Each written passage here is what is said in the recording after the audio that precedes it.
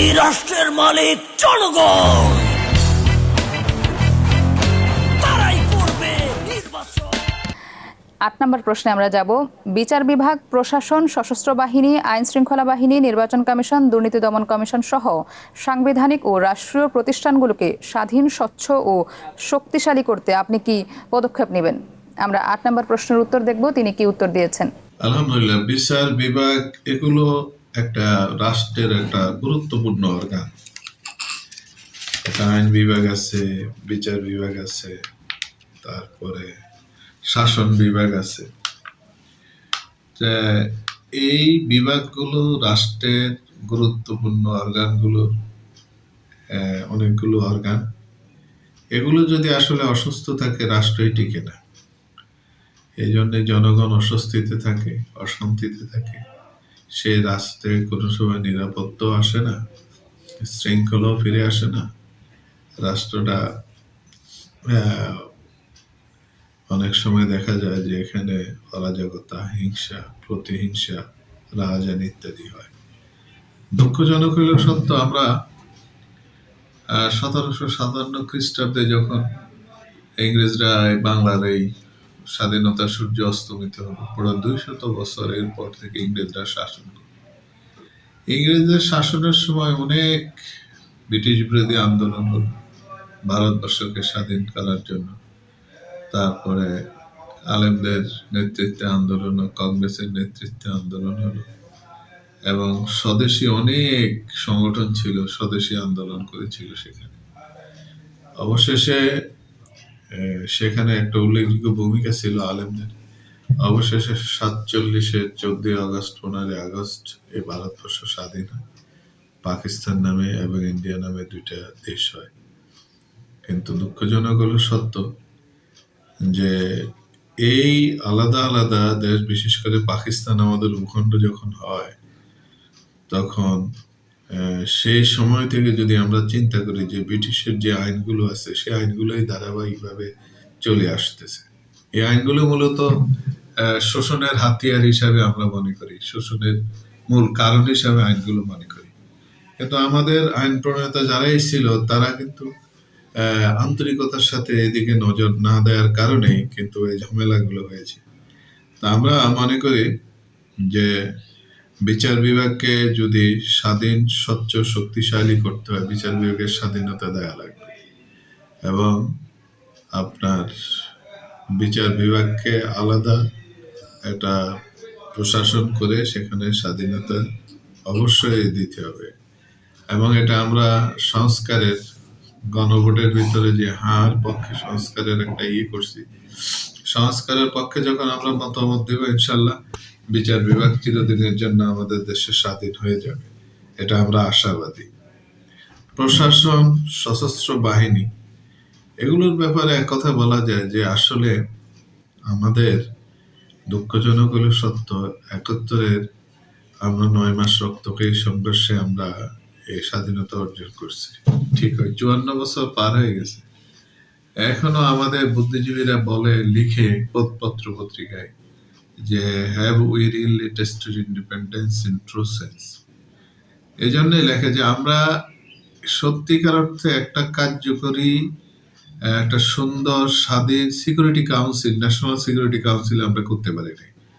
যদি করতে পারতাম আমরা, তাহলে সশস্ত্র বাহিনী, আইন শৃঙ্খলা বাহিনী, সব কিছু, নির্বাচন কমিশন, দুর্নীতি দমন কমিশন, এগুলো সব কিছু ঠিক হয়ে যেত। তাই ইনশাল্লাহ আমি নিজে পদক্ষেপ এটাই নেব যে আমাদের সংগঠন এই ব্যাপারে আন্তরিক, সংগঠনের সাথে মিলে যে প্রত্যেক দল থেকে যারা আন্তর্জাতিক সম্পর্ক বিভাগ সম্পর্কে যারা অভিজ্ঞ, এবং দেশের ইন্টারনাল এক্সটার্নাল বিভিন্ন বিষয় সম্পর্কে যাদের নখদর্পণ আছে, সব দল থেকে এই অভিজ্ঞ লোকগুলোকে আমরা নিয়ে, এবং যে প্রতিরক্ষা ডিপার্টমেন্টে যারা প্রাজ্ঞ, অভিজ্ঞ আছে, খুব এক্সপার্ট, সেখান থেকে বড় বড় কর্মকর্তাদের নেব আমরা, এবং যারা ডিপ্লোমেসিতে নাম করেছে বিদেশে বিভিন্ন, তাদেরকে এটা অন্তর্ভুক্ত করে ইউনিভার্সিটির খ্যাতিমান যারা অধ্যাপক আছে আন্তর্জাতিক সম্পর্ক বিভাগের, সবাইকে আমরা অ্যাড করে আমরা স্থায়ী টেকসই একটা ন্যাশনাল সিকিউরিটি কাউন্সিল ইনশাআল্লাহ আমরা করবো এগুলো সলভ করার জন্য। দেখা যাবে এটা করলে দেশ আমরা সুন্দরভাবে সার্বভৌমত্বর ব্যাপারে নিরাপদ হয়ে যাবে, জাতি নিরাপদ হয়ে যাবে এবং বিভিন্ন দেশের সাথে, প্রতিবেশী রাষ্ট্রের সাথে, দূরের রাষ্ট্রগুলোর সাথে, শক্তিশালী রাষ্ট্রগুলোর সাথে, যারা পৃথিবীর বিভিন্ন ডমিনেট করে, এদের সাথে আমাদের একটা সুসম্পর্ক গড়ে তুলবে। আমরা এই আশাবাদী এবং ইনশাল্লাহ এটা আমরা করবেই। শেখ মহিউদ্দিন তিনি বলছিলেন 8 নম্বর প্রশ্নের উত্তরে। হ্যাঁ, উত্তরটা শুনলাম, উত্তরটা তিনি ভালোই দিয়েছেন। আমি এর আগেও অনেক প্রার্থীর বক্তব্য শুনেছি, সেক্ষেত্রে ধরেন ভোলার মতো একটি স্থানের একজন শিক্ষাবিদ প্রার্থী, যেহেতু উনি শিক্ষক মানুষ, উনি ভালো বক্তব্য দিয়েছেন। সেখানে উনি একটি গুরুত্বপূর্ণ বক্তব্য দিয়েছেন যে বিষয়টা অধিকাংশ প্রার্থী বোঝে না, সেটা হলো ন্যাশনাল সিকিউরিটি কাউন্সিলের যে কথাটা বলছেন। ন্যাশনাল সিকিউরিটি কাউন্সিল তৈরি করার জন্য আমি দীর্ঘ 20 বছরের উপরে চেষ্টা করে যাচ্ছি।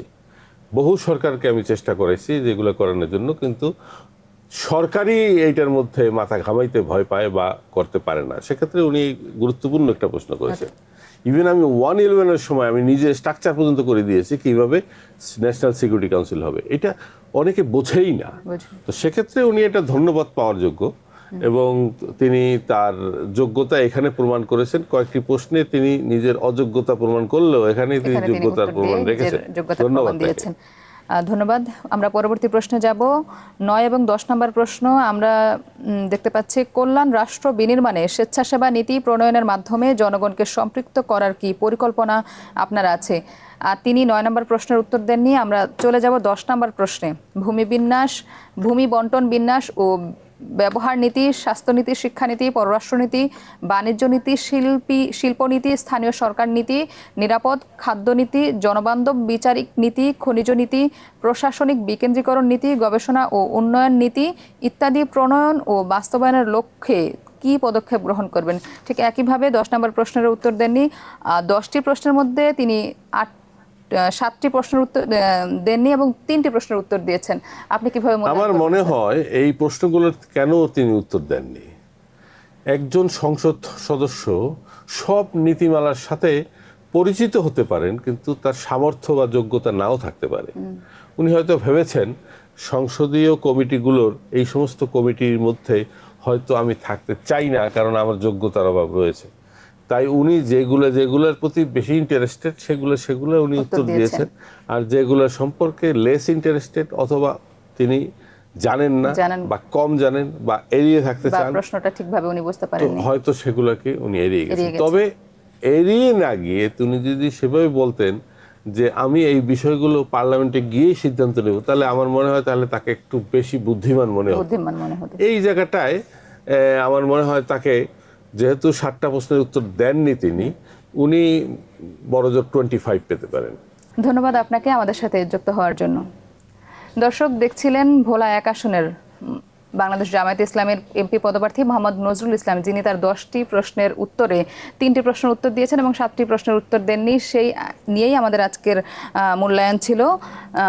পরবর্তীতে অন্য একটি আসনের অন্য কোনো প্রার্থীর উত্তর নিয়ে আপনাদের সাথে আবার আসব। সেই পর্যন্ত ব্রিট রবিন 10Qর সাথে থাকুন। ধন্যবাদ।